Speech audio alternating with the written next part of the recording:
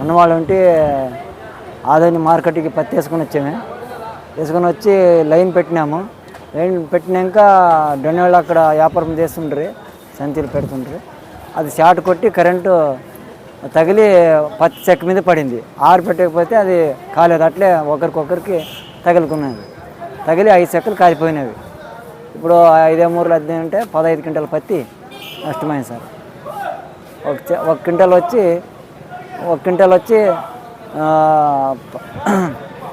9,000 sir. 9,000 పోతుంది ఒక quintal వచ్చి. డబ్బులు ఇంకా ఎవరు ఇవ్వలేదు సార్, మాకు అడగాల సార్. అదే న్యాయం అడగాలని మార్కెట్ వాళ్ళని సార్ వాళ్ళని అడగాలని మనం చేసినాం అంతే. నా పేరు అనవాళ్ళ బార్కి రాజా. పత్తి 4 ఎకరాలు వేసాను సార్. ఇప్పుడు ఒక క్వింటము 9,000 సార్. 9,000 ఫస్ట్ పత్తి సార్. 9,000 పోతుంది. వాళ్ళే చెప్పినారు సార్, ఒక క్వింటం వచ్చి 9,000 పోతుంది ఈ పత్తి అని చెప్పినారు పొద్దున. ఫస్ట్ పత్తి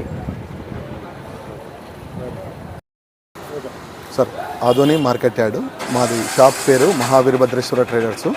ఈరోజు రైతులు సుమారుగా ఒక 60 చెక్కులు మా దుకాణానికి తీసుకొచ్చారు.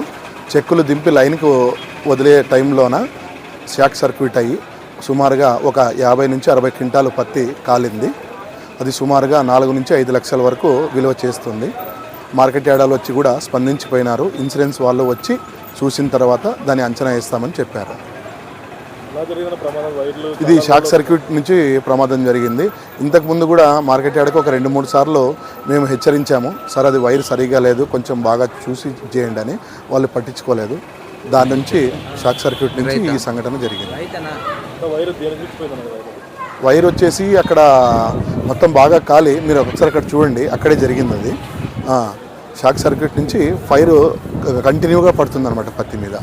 మేము ఫైర్ ఇంజన్ పిలుచుకొచ్చే లోపల సుమారుగా ఒక 15 చెక్కులు కాలినాయి. పరిస్థితి మార్కెట్ యార్డ్ వాళ్ళే ఇన్సూరెన్స్ నుంచి డబ్బులు ఇప్పించాలని మేము కూడా కోరుతున్నాము. అధికారులు అయితే వచ్చి స్పందించిపోయినారు. ఇన్సూరెన్స్ వాళ్ళతో మాట్లాడి చెప్తామని చెప్పారు. శ్రీనివాస్.